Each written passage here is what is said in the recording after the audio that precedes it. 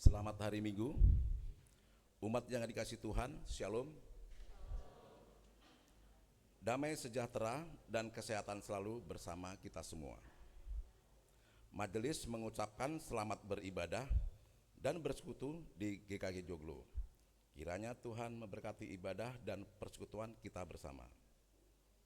Jika ada jemaat yang baru, pertama kali hadir di GKI Joglo, dipersilakan untuk berdiri. Agar ibadah berjalan dengan hikmat, mohon untuk menonaktifkan handphone atau diubah ke nada getar atau silent. Pokok-pokok pewarta Minggu 3 November 2024. Persidangan majelis bulan November. Persidangan majelis harian akan diselenggarakan pada hari Jumat tanggal 8 November dan persidangan majelis pleno akan diselenggarakan pada hari Jumat tanggal 22 November. Bagi Bapak Ibu Saudara-saudari yang memiliki keperluan gerejawi, dipersilakan menghubungi majelis wilayah masing-masing. Baptis anak. Majelis GKI Joglo akan melayangkan sakramen baptis kudus anak pada ibadah Minggu 10 November 2024 pada pukul 8 WIB yang akan dilayangkan oleh Pendeta Maria Sri Hartati.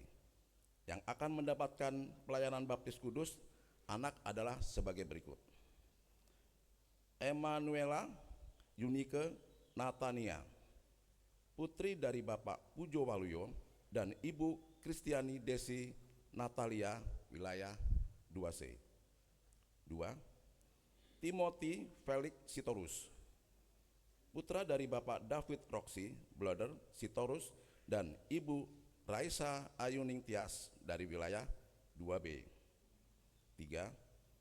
Jaden Mateo Tamata, putra dari Bapak Jelvan Tahamata dan Ibu Benita Griselda, wilayah 2B. 4. Roxit Alexandria Wildorf Lubis dan John Leo Albert Wildorf Lubis, putra dari putri Bapak Jeffrey Rudolf Hamonang dan Ibu Agusti Citra Pratiwi, wilayah 2C. Mohon dukungan doa warga jemaat. Apabila ada penulisan nama yang salah, dimohon untuk menghubungi sekretaris gereja. Majelis GKI Joglo akan kembali menyelenggarakan baptis anak dalam ibadah Minggu pagi, Minggu tanggal 1 dan 25 Desember 2024 pukul 8. Bagi jemaat yang ingin membaptiskan anaknya, dapat mendaftarkan diri ke sekretaris gereja atau majelis wilayah masing-masing. Harap menjadi perhatian warga jemaat. Berita duka. Telah dipanggil ke rumah Bapak di sorga Bapak Riponti Guresinga, ayanda dari Bapak Pilimon, warga wilayah 3C, pada hari Rabu 23 Oktober 2024 pukul 7:50 dalam usia 78 tahun di Rumah Sakit Pacur Batu.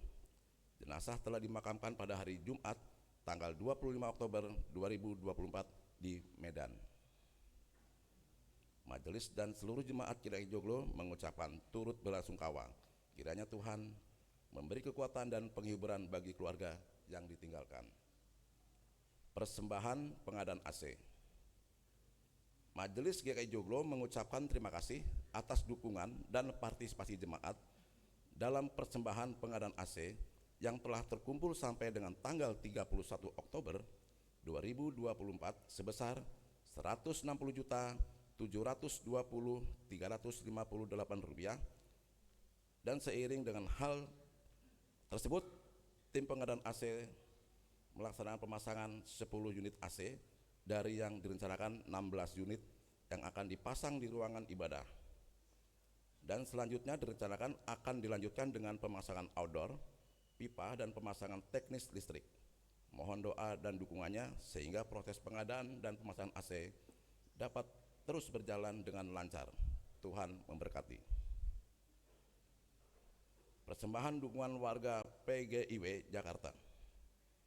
Pada ibadah minggu pagi ini diadakan dukungan persembahan rapat PGIW dalam rangka penyelenggaraan rapat Persekutuan Gereja Indonesia Wilayah Jakarta yang dilaksanakan tanggal 20 sampai 22 November 2024. Amplop persembahan tersedia di meja pewarta yang dapat dimasukkan ke dalam kotak persembahan atau melalui rekening GKI Joglo dengan menambahkan angka 9 di belakang nominal persembahan.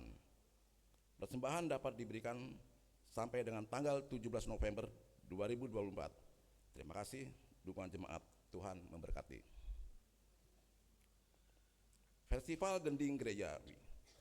Umat yang terkasih, kontingen GKI Joglo mendapatkan urutan terbaik ketiga dari total dalam Festival Gending Gerejawi 9 yang telah dilaksanakan hari Sabtu 2 November 2024. Majelis dan seluruh jemaat mengucapkan selamat atas prestasi yang telah dicapai oleh kontingen GKI Joglo.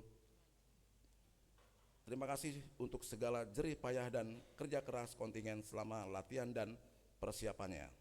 Semoga prestasi ini menjadi kebanggaan dan sukacita kita bersama untuk terus memuliakan nama Tuhan. Tuhan memberkati. Umat yang terkasih, dalam kasih-Nya kita memperoleh pembebasan dari dosa. Kasih Tuhan itulah yang menuntun kita untuk menyatakan kasih kepada sesama. Ibadah minggu ini mengangkat tema hukum yang terutama yang berdasarkan atas Markus 12 ayatnya 28 sampai 34. Ibadah hari ini akan dipimpin oleh Pendeta Widianto Nugroho.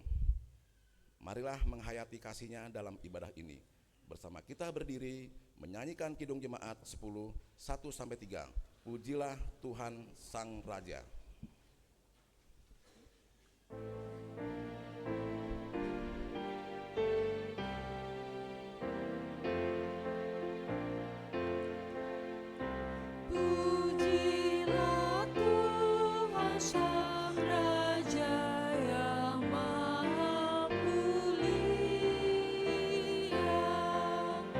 Segenap hati dan jiwaku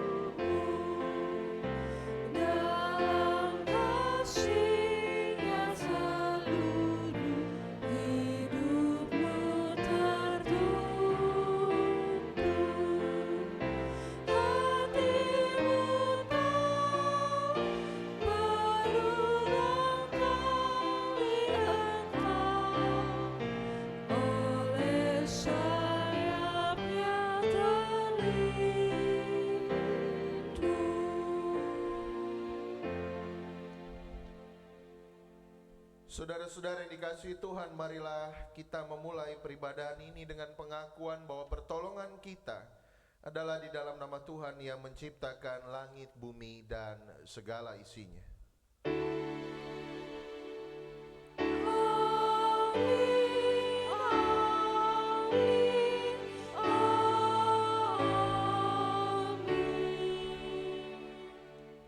Kasih karunia dan damai sejahtera dari Allah Bapa kita dan dari Tuhan Yesus Kristus menyertai saudara sekalian. Kini dan sepanjang masa.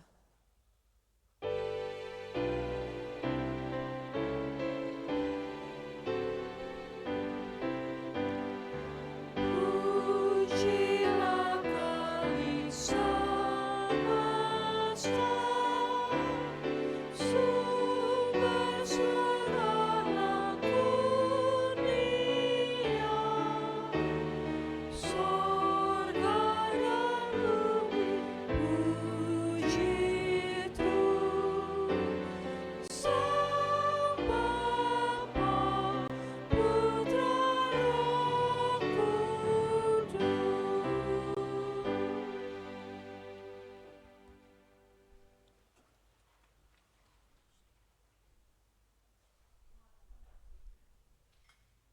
Memberikan kepada kita perintah agar kita belajar untuk hidup taat kepadanya.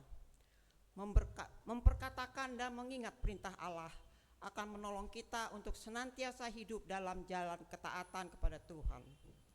Oleh karena itu, marilah kita mengucapkan 10 perintah Allah yang didasarkan dari Kitab Keluaran 20 ayat 1 sampai 17. Jangan ada padamu ilah lain di hadapanku. Jangan membuat bagimu berhala yang menyerupai apapun juga dan sujud menyembahnya. Jangan menyebut nama Tuhan Allahmu dengan sembarangan. Ingatlah dan kuduskanlah hari Sabat. Hormatilah ayahmu dan ibumu, supaya lanjut umurmu di tanah yang diberikan Tuhan Allahmu kepadamu. Jangan membunuh. Jangan berzina, jangan mencuri, jangan mengucapkan saksi dusta tentang sesamamu manusia. Jangan mengenai apapun yang juga dipunyai sesamamu. Marilah kita mengakui dosa-dosa kita di hadapan Tuhan, terutama dalam keterbatasan kita menaati perintah-perintahnya. Bersama-sama kita akan menyanyikan nyanyian penyesalan dalam nyanyian Kidung Baru 22 bait 1 sampai 2. Walau dosamu merah.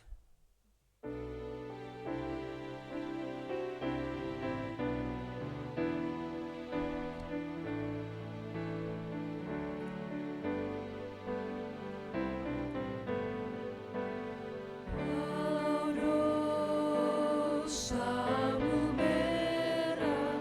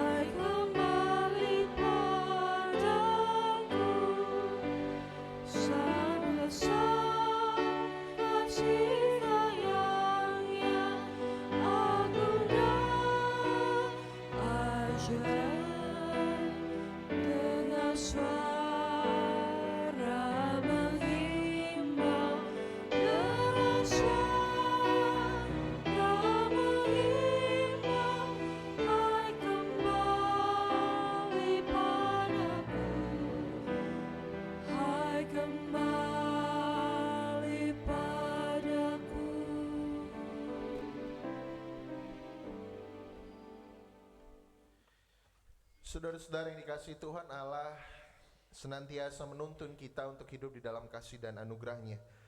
Oleh karena itulah Tuhan berkenan untuk mengampuni kita setiap orang yang datang kepadanya dengan penuh kerendahan hati. Marilah saudara-saudara kita menyimak berita anugerah dari Tuhan berdasarkan surat Efesus pasal 4 ayat 32. Surat Efesus pasal 4 ayat 32 akan menjadi berita anugerah bagi kita. Tetapi hendaklah kamu ramah seorang terhadap yang lain, penuh kasih mesra dan saling mengampuni, sebagaimana Allah di dalam Kristus telah mengampuni kamu.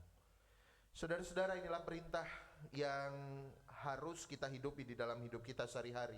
Anugerah pengampunan Allah yang mendorong kita untuk mengampuni sesama. Mari saudara-saudara kita berdiri dan menyambut anugerah Allah ini dengan menyanyikan Kidung Jemaat 58 bait 1, 2, dan 4.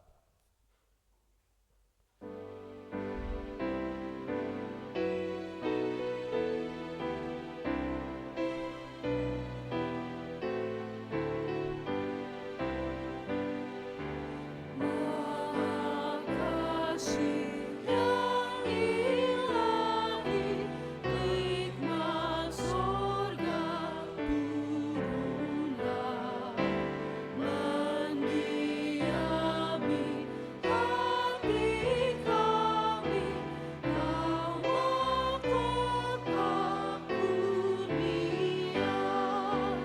Yesus Kau beri rahmat, sumber kasih yang besar, datanglah membawa selamat bagi kami yang gentar.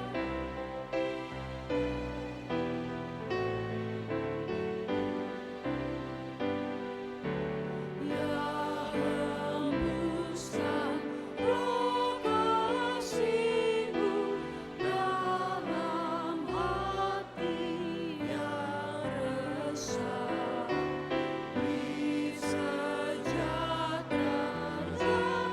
janji-Mu agar kami warisnya.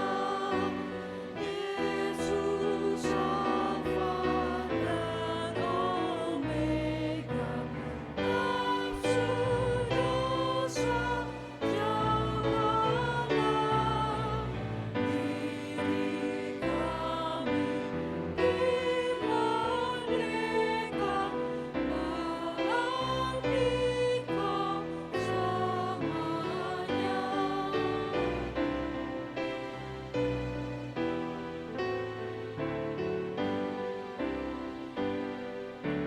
Sempurnakan ciptaanmu, nafsu dosa dan celah. Tunjukkanlah budi baru yang penuh bahagia. Makin mulia, makin suci diri kami rumahan, sampai nanti kami puji Dikau dalam nama.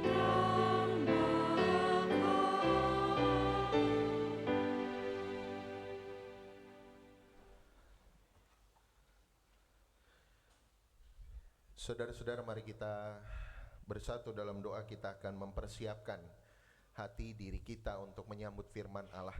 Marilah kita memohon tuntunan Roh Kudus agar kita dimampukan untuk memahami firman-Nya.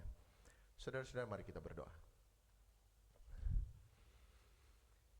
Ya Allah, Sang Pencipta semesta yang begitu luas dan mulia ini, ampuni kami umat-Mu ya Allah, jika di dalam keluasan ciptaan-Mu justru kami menjadi makhluk yang penuh dengan kesombongan dan pemberontakan.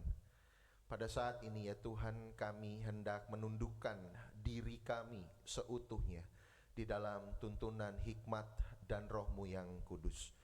Kami hendak mendengarkan sabda-Mu ya Allah. Kami hendak disegarkan oleh firman-Mu yang kudus. Tolonglah kami semua agar kami dimampukan untuk memahami firman-Mu dan terlebih melakukannya di dalam hidup kami sehari-hari di tengah dinamika kehidupan dan tantangan zaman yang seringkali menghimpit kami. Terima kasih Tuhan untuk penyertaan-Mu. Jaga kami ya Allah, sertailah kami. Di dalam nama Tuhan kami Yesus Kristus, Sang Firman yang hidup, kami berdoa. Amin. Saudara-saudara, kita akan memperhatikan firman Tuhan pada hari ini diambil berdasarkan Injil Markus pasal 12 ayat 28 sampai dengan 34. Injil Markus pasal 12 ayat 28 sampai dengan 34.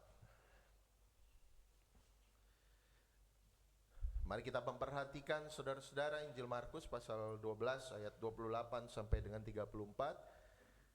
Saya akan membaca dalam versi terjemahan baru 2. Saudara-saudara mungkin dapat menyesuaikan pembacaan tersebut menurut Alkitab yang saudara baca. Injil Markus pasal 12 ayat 28 sampai 34. Lalu salah seorang ahli Taurat yang mendengar Yesus dan orang-orang Saduki bersoal jawab dan melihat bahwa Yesus memberi jawab yang tepat kepada mereka, datang kepadanya dan bertanya, "Perintah manakah yang paling utama?" Jawab Yesus, "Perintah yang terutama ialah, dengarlah hai orang Israel, Tuhanlah Allah kita, Tuhan itu Esa. Kasihilah Tuhan Allahmu dengan segenap hatimu dan dengan segenap jiwamu dan dengan segenap akal budimu dan dengan segenap kekuatanmu. Perintah yang kedua ialah, kasihilah sesamamu manusia seperti dirimu sendiri. Tidak ada perintah lain yang lebih utama daripada kedua perintah ini." Lalu kata ahli Taurat itu kepada Yesus, "Tepat sekali, guru, benar katamu itu, bahwa dia Esa dan bahwa tidak ada yang lain kecuali dia. Memang mengasihi dia dengan segenap hati dan dengan segenap pengertian dan dengan segenap kekuatan, dan juga mengasihi sesama manusia seperti diri sendiri, jauh lebih utama daripada semua kurban bakaran dan kurban lainnya." Melihat bahwa orang itu menjawab dengan bijaksana, Yesus berkata kepadanya, "Engkau tidak jauh dari kerajaan Allah." Lalu tidak seorang pun berani lagi menanyakan sesuatu kepadanya. Saudara-saudara yang berbahagia adalah kita yang mendengarkan sabda Allah dan melakukannya dalam hidup keseharian kita. Haleluya.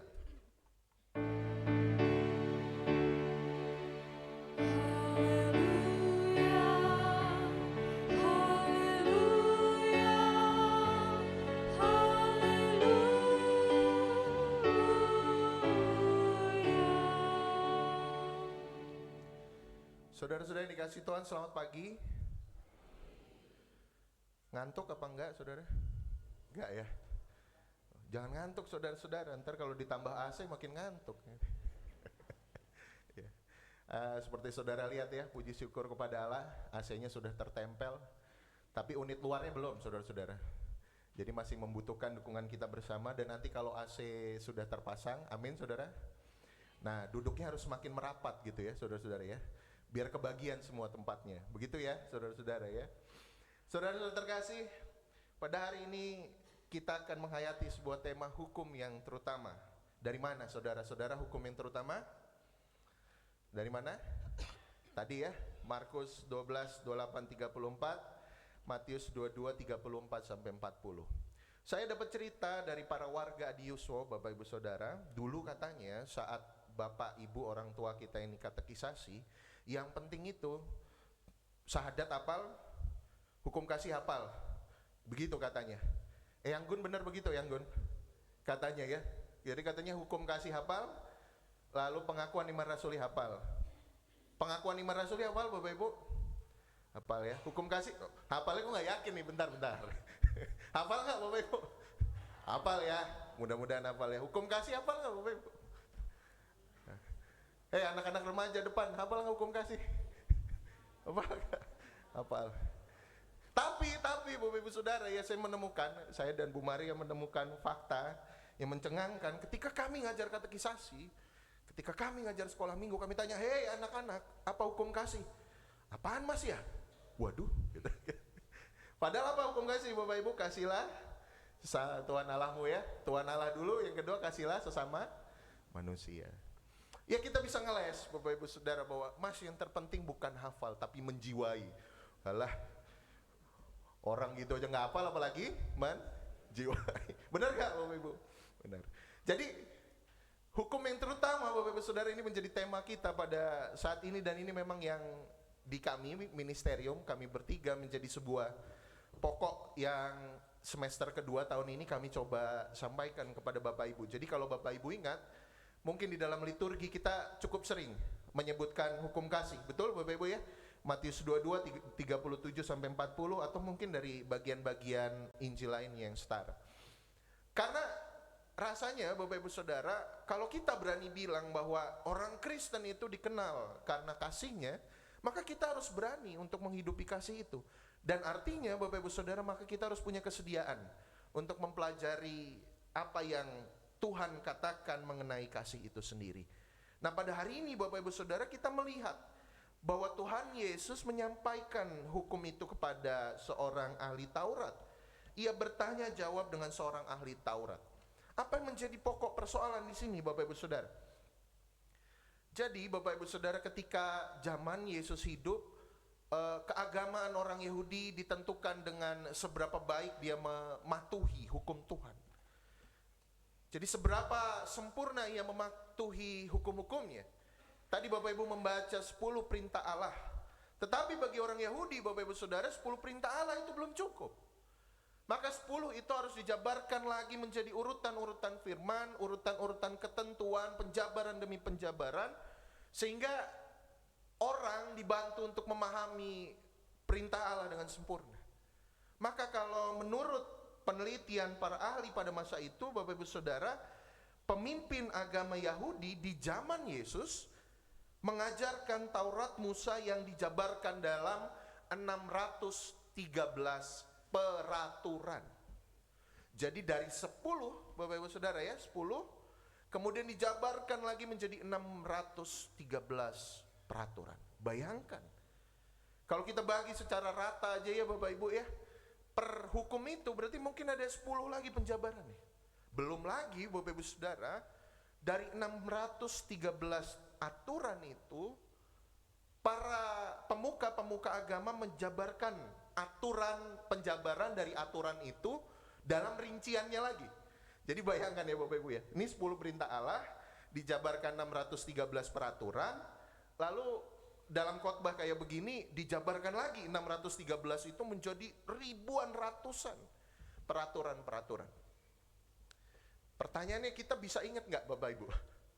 Ratusan itu ingat nggak? Enggak. Bapak Ibu dulu kita sering baca undang-undang dasar. Bapak Ibu hafal undang-undang dasar?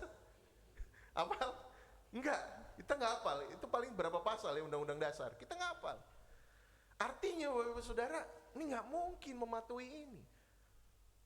Sehingga Bapak Ibu Saudara, ahli Taurat ini dan juga gerakan-gerakan revolusi beragama pada zaman itu memikirkan, oke, dari 613 dari ratusan itu kita pilih yang terutama.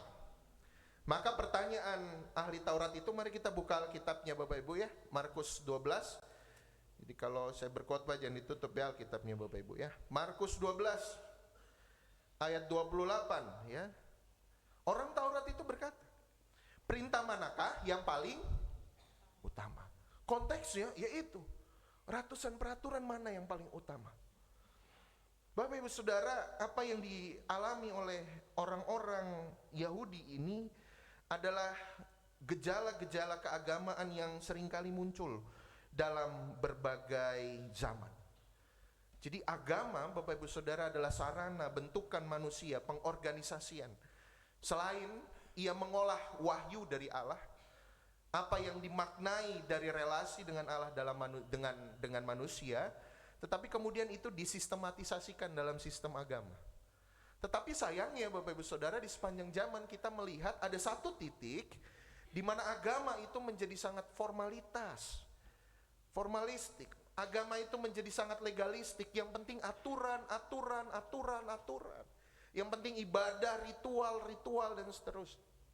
Tetapi orang kemudian melupakan apa esensi dari agama, apa esensi dari yang kita lakukan, bakti kita kepada Allah, bakti kita dalam hidup sehari-hari, apa esensinya.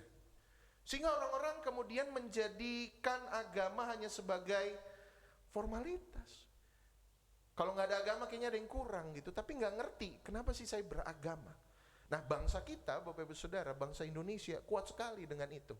Kita doyan sekali dengan hal-hal yang formalistik, legalistik. Ya. Yang penting punya agama, yang penting ke gereja, yang penting ibadah, yang penting persembahan. Tetapi kenapa dan mengapa itu nggak kita renungkan. Maka pertanyaan ahli Taurat ketika dia bilang, guru manakah perintah yang utama, itu sebenarnya ingin mengembalikan esensi dari keberagamaan kita. Mengembalikan hakikat dari apa yang kita lakukan, apa yang kita anut, dan apa yang kita percaya. Lalu Yesus mengembalikan esensi keberagamaan orang Taurat itu, ahli Taurat itu dengan dua hal. Yang pertama, Bapak Ibu Saudara, Yesus bilang, ya, kita baca ya Bapak Ibu, 29 ya, jawab Yesus, perintah yang terutama ialah, dengarlah hai orang Israel, Tuhanlah Allah kita. Tuhan itu Esa. Lalu diteruskan, kasihlah Tuhan Allahmu dengan segenap hatimu dan dengan segenap jiwamu dan dengan segenap akal budimu dan dengan segenap kekuatanmu. Jadi yang pertama Bapak Ibu, dengarlah hai orang Israel, Tuhanlah Allah kita, Tuhan itu Esa. Kalau di kita itu setara dengan pengakuan iman rasuli, itu sahadatnya orang Yahudi. Jadi Yesus mengajarkan kepada ahli Taurat itu mengingatkan kembali tentang sahadat, bahwa Allah itu Esa. Nah ini juga yang kita pegang, Allahnya orang Kristen itu Allah yang Esa. Jadi Allahnya orang Kristen tiga apa enggak Bapak Ibu? Tidak. Allah kita Esa, satu. Ya. Lalu setelah disampaikan itu Tuhan bilang seperti yang kita tahu, kasihlah Tuhan Allahmu, Bapak Ibu Saudara. Itu artinya Bapak Ibu Saudara bahwa Tuhan ingin mengembalikan kemampuan kita untuk mengasihi Allah itu bukan berdasarkan diri kita sendiri. Jadi ketika kita mampu mengasihi Allah, itu karena Allah yang mengasihi kita lebih dahulu dan Allah yang memampukan kita. Jadi Allah yang memberikan kasih-Nya kepada kita, maka kita menyambut kasih Allah itu. Jadi bukan karena kita hebat, bukan karena kita kuat, maka kita bisa mengasihi Allah. Tetapi karena Allah mengasihi kita, maka kita menyambut kasih-Nya dengan tangan yang terbuka dan mengupayakannya di dalam hidup kita sehari-hari. Jadi seringkali kegagalan kita di dalam mengasihi Allah adalah perasaan bahwa kita mampu mengasihinya. Kita nggak mampu Bapak Ibu. Tetapi karena anugerah Allah, Ia mengasihi kita lebih dahulu, maka kita dimampukan menyambut kasih-Nya. Jadi mengasihi Allah dengan segenap hatimu artinya Bapak Ibu Saudara, kita menyambut kasih Allah yang terulur itu. Kita menyambut kasih Allah. Jadi bukan kita susah payah menggapai Allah. Nggak bisa, Allah maha tinggi. Tetapi Allah merendahkan dirinya di dalam Yesus, maka kita mampu untuk menjangkau kasih-Nya. Gitu Bapak Ibu Saudara. Ini mengingatkan orang-orang Farisi dan ahli Taurat yang menjadi pendengar Yesus pada saat itu untuk tidak menjadi pemuka-pemuka agama yang hidup di dalam kecongkakan. Mereka mengajarkan seolah-olah dengan kesempurnaan hukum itu kita bisa menggapai kasih dan keselamatan. Bukan. Karena Allah turun merendahkan dirinya di dalam kekristenan, maka kita bisa menyambut kasih Allah itu. Bapak Ibu Saudara, pengakuan akan keterbatasan diri kita dan bagaimana Allah merendahkan dirinya di dalam Kristus Yesus ini penting dalam iman kita Bapak Ibu Saudara. Sehingga di dalam melakukan apa yang menjadi keteladanannya kita diajarkan untuk menyerahkan segala sesuatunya kepada Allah. Lalu yang berikutnya apa Bapak Ibu Saudara? Yang berikutnya Yesus menyampaikan bahwa kasihilah sesamamu manusia. Perintah ini gak baru Bapak Ibu Saudara. Perintah mengasihi sesama manusia gak baru. Dia ada di Mazmur 19 ayat 18. Kalau Bapak Ibu nanti punya waktu bisa baca. Jadi perintah kasihlah sesamamu manusia seperti dirimu sendiri ini bukan perintah yang baru. Perintah ini sudah disampaikan oleh Musa beratus-ratus tahun yang silam. Tetapi yang membedakan apa Bapak Ibu Saudara? Yang membedakan adalah Kalau Musa menyampaikannya dalam konteks mengasihi sesama saudara seiman, orang-orang yang sama Yahudi, tetapi Yesus mengembangkannya lebih jauh lagi. Dengan berkata, kasihilah sesamamu seperti dirimu sendiri, Yesus mengembangkannya menjadi persaudaraan yang lebih luas. Tidak memandang agama, suku, sesama manusia ya dikasihi. Antar golongan, antar ras, bangsa, semua dikasihi. Yang baru dari perintah Yesus adalah itu, Bapak Ibu Saudara. Kalau Musa bilang kasihilah sesama sebangsa, tetapi Yesus bilang kasihilah semua orang, bersahabatlah dengan semua orang. Bahkan ketika bertanya jawab ini, Bapak Ibu Saudara, Yesus sudah menunjukkan contohnya. Kalau Bapak Ibu Saudara deh, saudara-saudara kalau dengar ahli Taurat, bayangannya apa? Orang Farisi ahli Taurat bayangannya apa? Yang sering berdebat dengan Tuhan Yesus, yang menjatuhkan Tuhan Yesus. Kalau dalam cerita ya, ahli Taurat orang Farisi protagonis apa antagonis, Bapak Ibu? Antagonis. Antagonis tuh kalau ibu-ibu nonton, bapak ibu nonton sinetron, yang pengen dicubit pipinya gitu loh. Antagonis tuh. Ahli Taurat antagonis, protagonis, Bapak. Yang baik apa yang kurang baik? Yang kurang baik kan? Betul kan? Kita melihat terus ahli Taurat mencobai, ahli Taurat mencoba menjatuhkan Yesus, bahkan nanti di masa akhirnya ya golongan ini yang menjebak Yesus dan membawanya ke kayu salib. Tetapi Yesus, Bapak Ibu Saudara, mencoba untuk adil di dalam berpikir, adil di dalam berperilaku, adil di dalam mengasihi. Jadi ketika ada orang ahli Taurat yang membuka dirinya pada kebenaran firman, Yesus menjawabnya dengan baik. Yesus tidak menaruh kecurigaan. Injil Markus ini menaruh ya keadilan dan mencoba untuk mendorong keseimbangan pemahaman kita mengenai ahli Taurat dan orang-orang Farisi. Ini penting Bapak Ibu Saudara karena seringkali orang-orang Yahudi kemudian mengalami demonisasi atau antisemitisme di dalam bahasa teknisnya ya Bapak Ibu. Karena apa? Ajaran yang berkembang, orang Yahudi jahat. Mereka yang menjerumuskan Tuhan Yesus. Enggak, padahal ada juga orang-orang Yahudi dan Yesus sendiri pun hidup dalam komunitas itu. Artinya buat kita apa Bapak Ibu Saudara? Artinya ketika kita memperlakukan orang lain, memperlakukanlah bukan berdasarkan prasangka kita terhadap orang lain. Ya, Bapak Ibu ya. Dia kan orang Jawa pasti begini gitu ya. Kita sering ya begitu, dia kan orang Chinese tuh begini. Dia tuh orang Batak, dia tuh orang Papua, dia tuh orang Timur, begitu gak Bapak Ibu? Gitu. Begitu, sering terjadi begitu.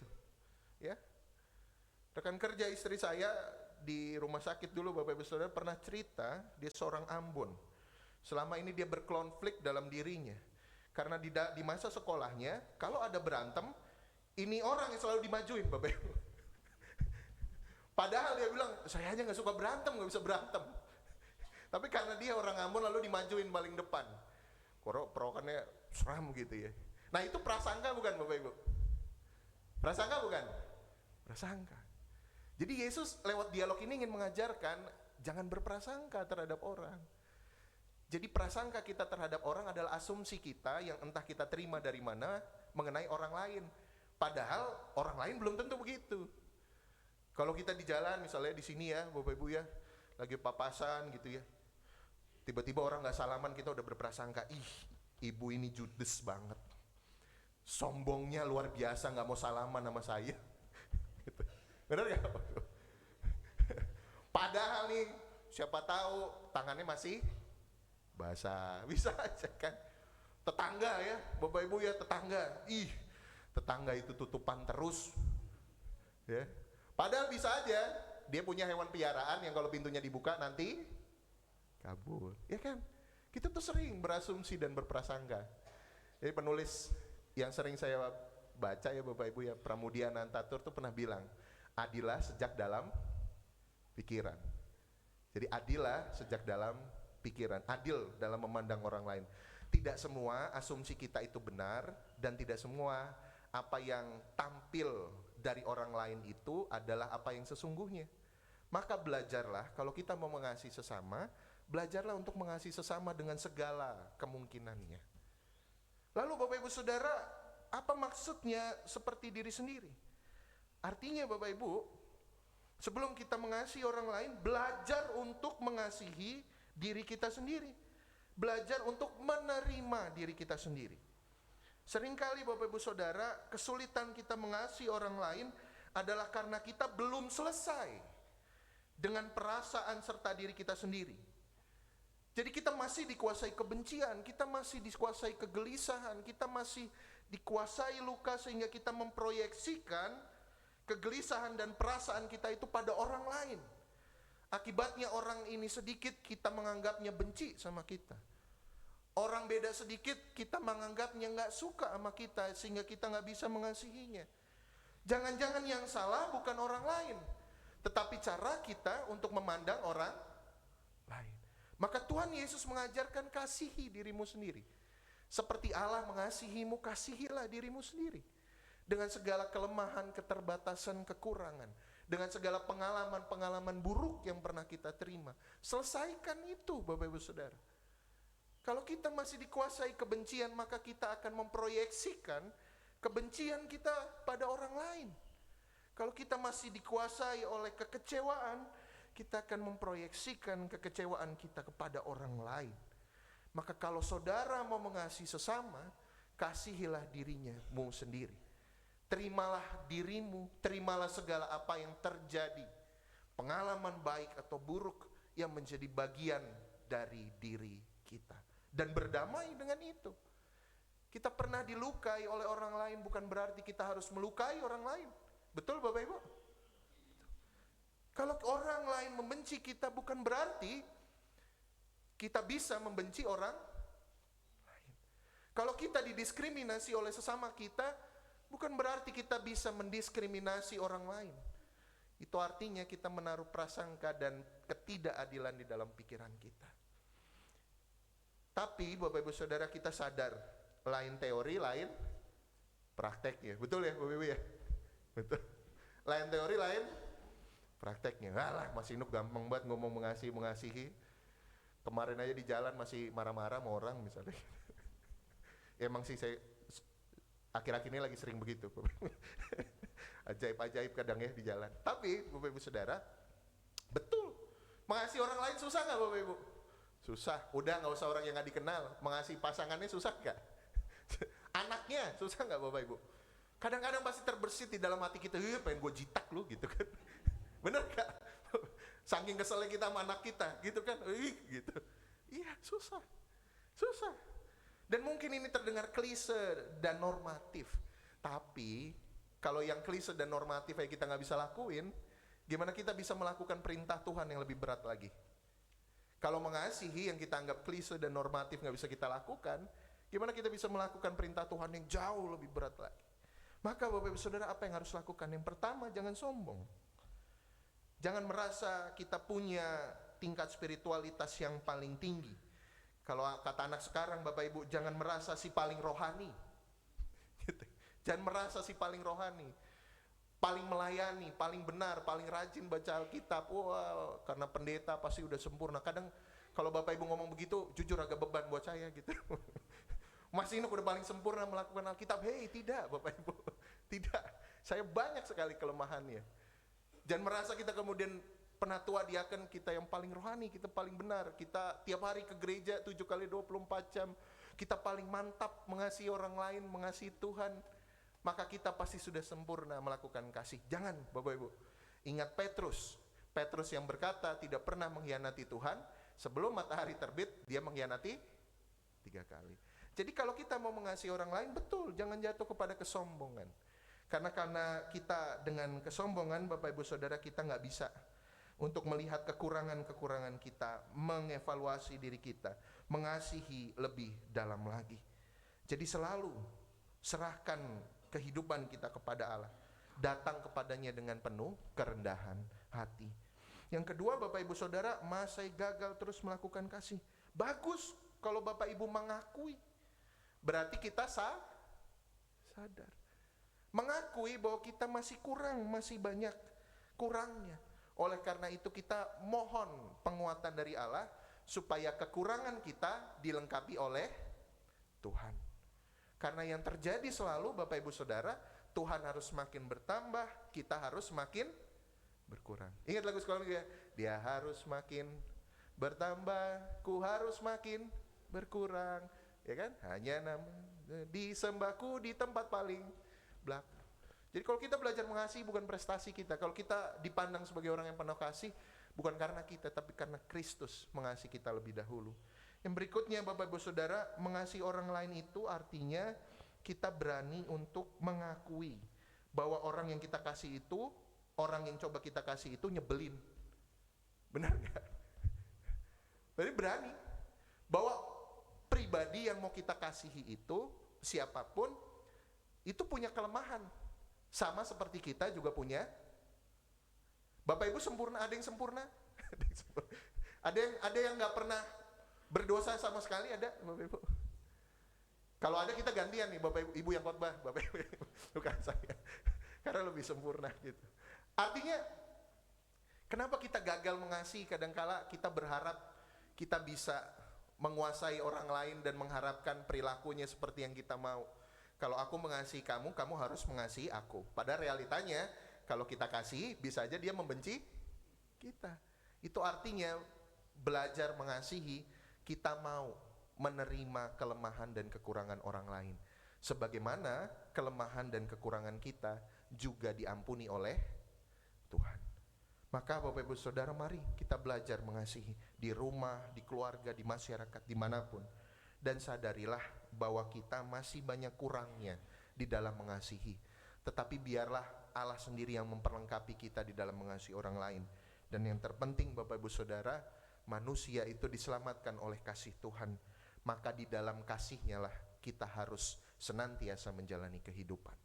Amin. Saat teduh bagi kita.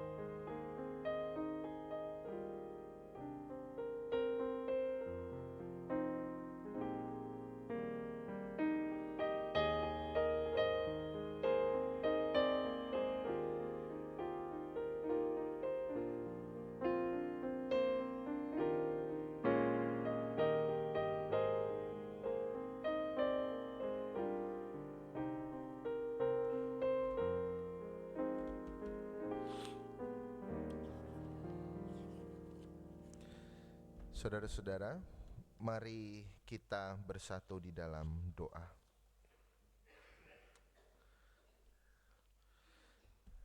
Mari kita berdoa.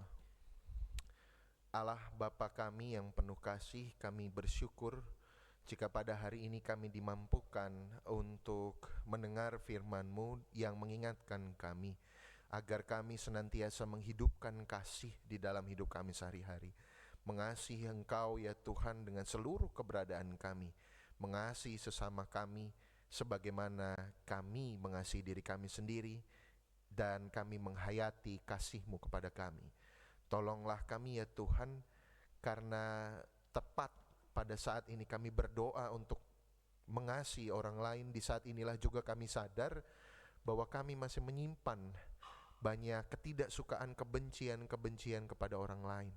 Kami masih belum sempurna ya Allah di dalam melaksanakan perintah kasih-Mu. Oleh sebab itu kami sadar betul akan situasi kami dan memohon Engkau membimbing kami. Karena pada dasarnya ya Tuhan, kami adalah ciptaan-Mu yang penuh dengan keterbatasan, maka tundukkanlah hati dan pikiran kami hanya kepada Engkau. Jangan biarkan ya Tuhan kesombongan merasuk di dalam hati kami. Dan kiranya ya Tuhan kami mampu untuk menjadi rendah hati, sebagaimana Engkau Sang Firman yang hidup mengosongkan diri-Mu untuk menyelamatkan kami umat yang berdosa ini. Di tengah-tengah persekutuan kami pada saat ini, kami juga mengingat saudara-saudara kami yang sakit dan sedang dalam masa pemulihan. Kami mengingat saudara kami ya Tuhan, Bapak Ignatius Heksoyudiono. Ibu Alfri Laheba Sumantri, Ibu Mariani Purba, Bapak Sei Bugo Suratmo, Saudari Novita Arganingrum, dan kami mengingat juga ya Tuhan, Bapak Pendeta Emeritus Edison, Pendeta Emeritus GKJ Yeremia yang saat ini juga sedang sakit, untuk turut mengalami pemulihan dan penyertaan Tuhan. Kami juga teringat ya Tuhan akan ragam pergumulan yang kami hadapi dalam keluarga kami masing-masing. Kami yang bergumul dengan aspek-aspek finansial dalam hidup kami. Kami anak-anak muda yang tengah mencari pekerjaan dan pasangan hidup. Maupun kami ya Tuhan para adiuswo yang memiliki kerinduan besar untuk senantiasa memberi makna bagi kehidupan, bagi persekutuan di sekitar kami. Tolonglah kami ya Allah, karena kami sadar bahwa hidup ini tidak dapat kami lampaui jika tanpa kasih dan penyertaan-Mu. Tuhan, kami berdoa untuk bangsa dan negara kami. Tolonglah kami semua agar kami melaksanakan peran kami bagi kemajuan bangsa ini. Sertailah para pemimpin bangsa ini ya Tuhan, dan tundukkanlah mereka di bawah kekuasaan-Mu, agar para pemimpin bangsa kami menyadari betul bahwa yang mereka layani adalah rakyat, dan yang harus mereka taati adalah Tuhan semata. Ya Allah yang penuh kasih, kami bersyukur untuk kemurahan-Mu. Di dalam persekutuan kami di gereja-gereja Kristen Jawa Klasis Jakarta bagian Barat, Engkau menyertai masing-masing anggotanya. Kami memohon penyertaan-Mu atas GKJ Kanaan dan GKJ Bumi Indah. Kedua saudara kami ini ya Tuhan tengah bergumul untuk pembangunan rumah ibadah. Kiranya Tuhan sendiri yang hadir dan menyertai mereka. Tuhan sendiri yang berkenan untuk menyertai segala proses yang dihadapi. Terima kasih Tuhan untuk kasih dan karunia-Mu. Bantulah gereja kami ya Tuhan di dalam segala keterbatasan kami, agar kami dapat senantiasa mewartakan kabar sukacita penyelamatan Allah kepada dunia di sekitar kami. Di dalam nama Tuhan kami Yesus Kristus, Juru Selamat kami yang hidup, kami berdoa. Amin. Saudara-saudara yang terkasih, kita akan mendengarkan pujian dari Komisi Remaja diwakili oleh VV dan Cila dengan lagu berjudul Kaulah Harapanku.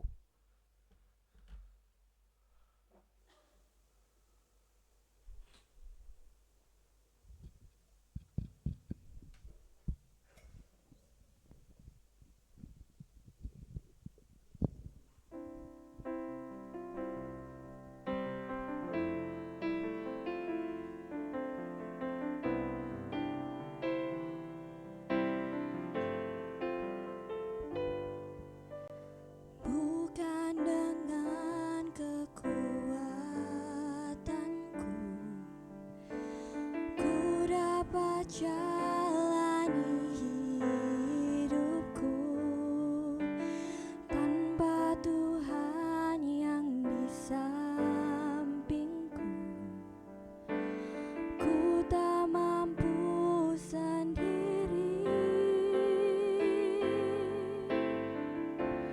Engkaulah kuatku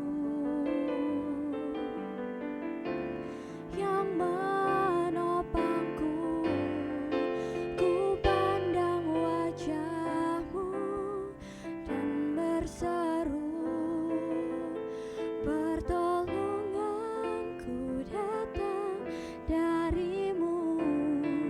Peganglah tanganku, jangan lepaskan. Kaulah harapan dalam hidupku.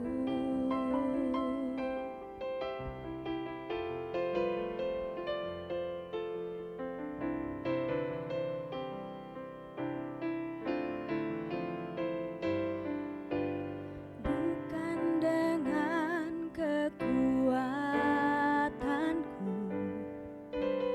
ku dapat jalani hidupku, tanpa Tuhan yang di sampingku ku tak mampu sendiri. Engkaulah kuatku yang menopangku.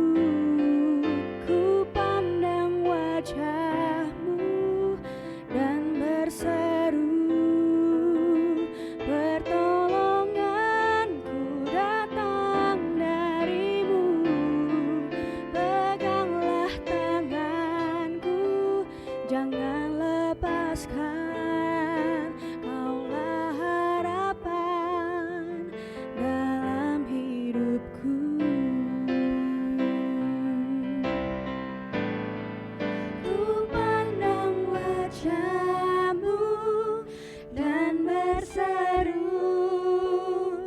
pertolonganku datang darimu. Peganglah tanganku, jangan lepaskan. Kaulah harapan dalam hidupku.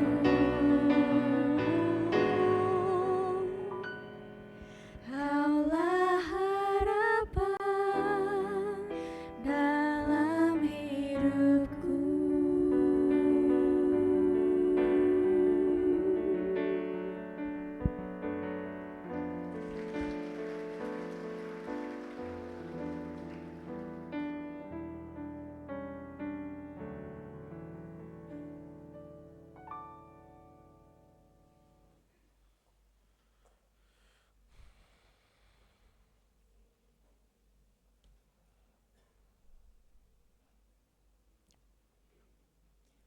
Umat yang terkasih, kami undang untuk berdiri. Bersama dengan gereja-gereja di dunia dalam sejarah penyelamatan Allah sejak zaman para rasul, marilah kita menyegarkan iman dan mengucapkan pengakuan iman rasuli secara bersama-sama. Aku percaya kepada Allah Bapa yang Maha Kuasa, Khalik langit dan bumi, dan kepada Yesus Kristus anaknya yang tunggal Tuhan kita, yang dikandung dari Roh Kudus, lahir dari anak darah Maria, yang menderita di bawah pemerintahan Pontius Pilatus, disalibkan, mati dan dikuburkan, turun dalam kerajaan maut. Pada hari yang ketiga, bangkit pula dari antara orang mati, naik ke sorga, duduk di sebelah kanan Allah Bapa yang Maha Kuasa, dan akan datang dari sana untuk menghakimi orang yang hidup dan yang mati. Aku percaya kepada Roh Kudus, gereja yang kudus dan am, persekutuan orang kudus, pengampunan dosa, kebangkitan daging, dan hidup yang kekal. Jemaat silakan duduk kembali.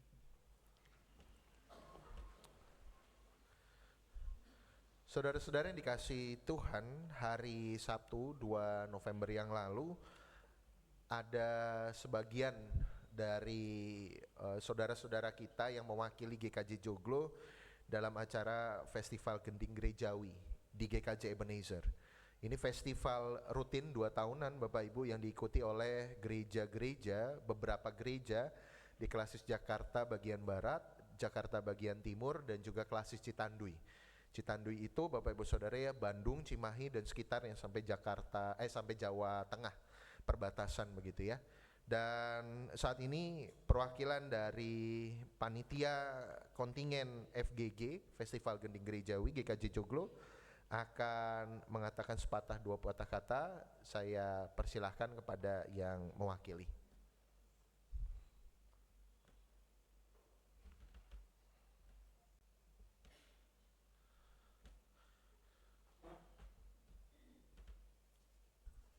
Selamat pagi umat yang terkasih di dalam Tuhan Yesus Kristus. Saya mewakili panitia FGG GKJ Joglo ingin mengucapkan terima kasih atas doa dan dukungan dari warga GKJ Joglo kepada kontingen FGG GKJ Joglo. Seperti yang tadi Mas Inuk telah sampaikan, bahwa pada tanggal 2 November kemarin, tepatnya di GKJ Ebenezer, kontingen dari FGG GKJ Joglo yang diwakilkan oleh Sacré-Cœur telah menampilkan penampilan yang terbaik. Dan puji Tuhan, pelayanan yang telah diberikan mendapatkan apresiasi sehingga kita mendapatkan penampilan terbaik ketiga. Mungkin bisa diberikan tepuk tangan. Kiranya apa yang telah diberikan ini menjadi berkat dan menjadi kemuliaan bagi Tuhan Yesus saja. Dan saat ini kami dari panitia kontingen ingin mempersembahkan plakat dan penghargaan yang telah kami terima kepada Majelis GKJ Joglo.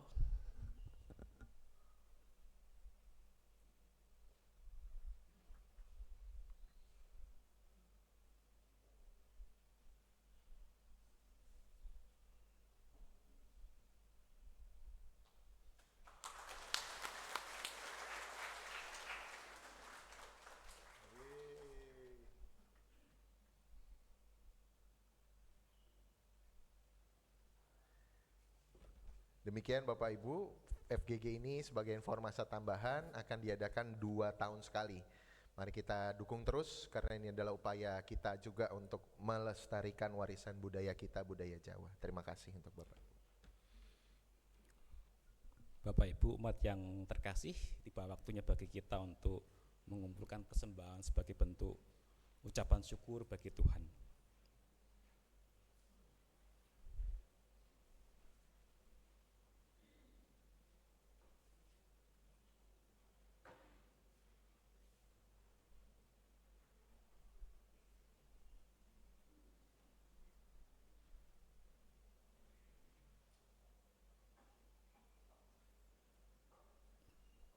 Persembahan yang akan kita kumpulkan pada hari ini adalah persembahan mingguan, persembahan bulanan, persembahan pengadaan AC dan PGIW Jakarta.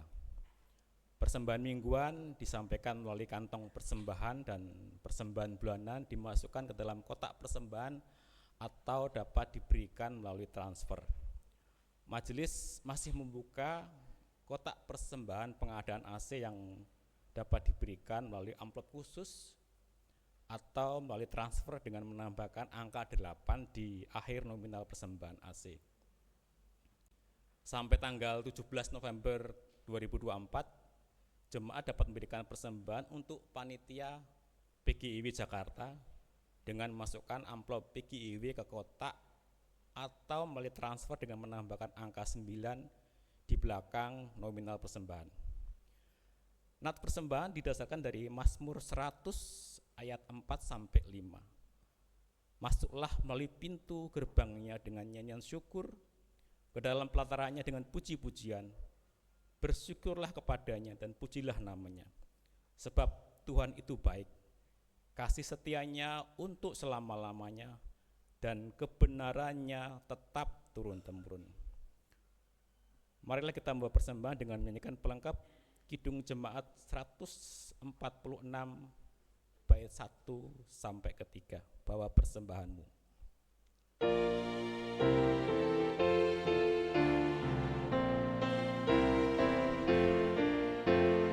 Bawa persembahanmu dalam rumah Tuhan dengan rela hatimu, janganlah jemu. Bawa persembahanmu, bawa dengan sukacita.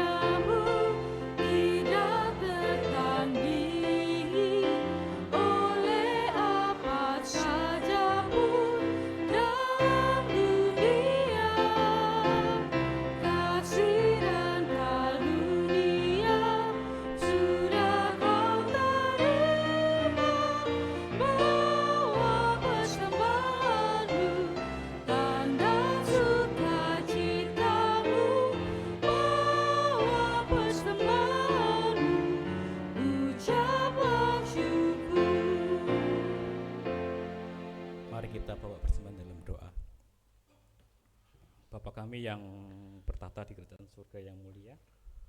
Puji syukur kami naikkan kehadirat-Mu Tuhan, di mana pada ibadah pagi hari ini kami diberikan kesempatan memberikan persembahan dari berkat yang berasal dari Tuhan saja. Terima kasih Tuhan, mohon Tuhan berkati persembahan ini agar dapat dipergunakan untuk mengembangkan pelayanan di gereja kami ini Tuhan. Tuhan berikan hikmat dan kebijaksanaan bagi yang akan mengelola persembahan ini. Doa yang jauh dari sempurna ini kami alaskan dalam nama Putra-Mu yang tunggal Tuhan kami, Tuhan Yesus Kristus, yang mengajarkan kami berdoa. Bapa kami yang di surga, dikuduskanlah nama-Mu, datanglah kerajaan-Mu, jadilah kehendak-Mu di bumi seperti di surga. Berikanlah kami pada hari ini makanan kami yang secukupnya, dan ampunilah kami akan kesalahan kami, seperti kami juga mengampuni orang yang bersalah kepada kami. Janganlah membawa kami ke dalam cobaan, tapi lepaskanlah kami daripada yang jahat. Karena Engkaulah yang punya kerajaan dan kuasa dan kemuliaan sampai selama-lamanya. Amin.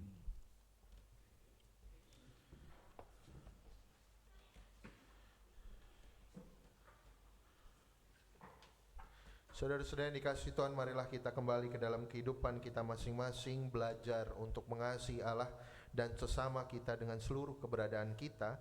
Dan kini saudara-saudara, arahkanlah hatimu kepada Tuhan.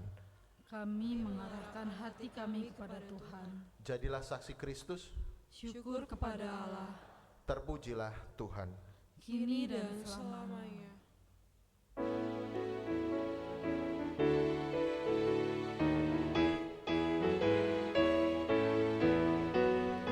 Yesus memanggil, mari segera ikutlah jalan selamat bekal. Jangan sesat dengan sabdanya, hai marilah segera. Sungguh nanti kita akan senang, bebas dosa hati pun tentram. Bersama Yesus dalam terang, di rumah yang kekal.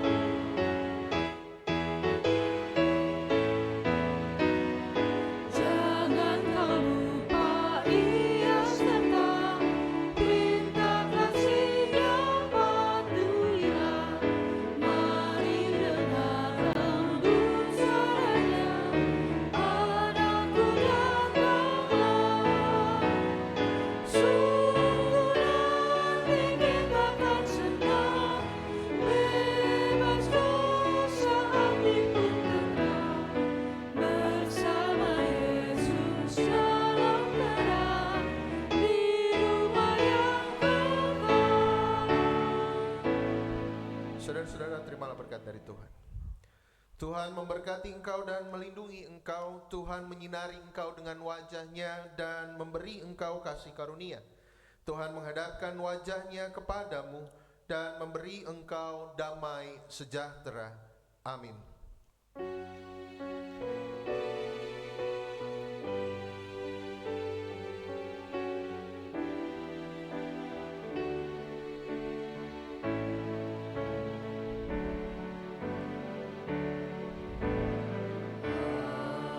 Haleluya, haleluya, haleluya,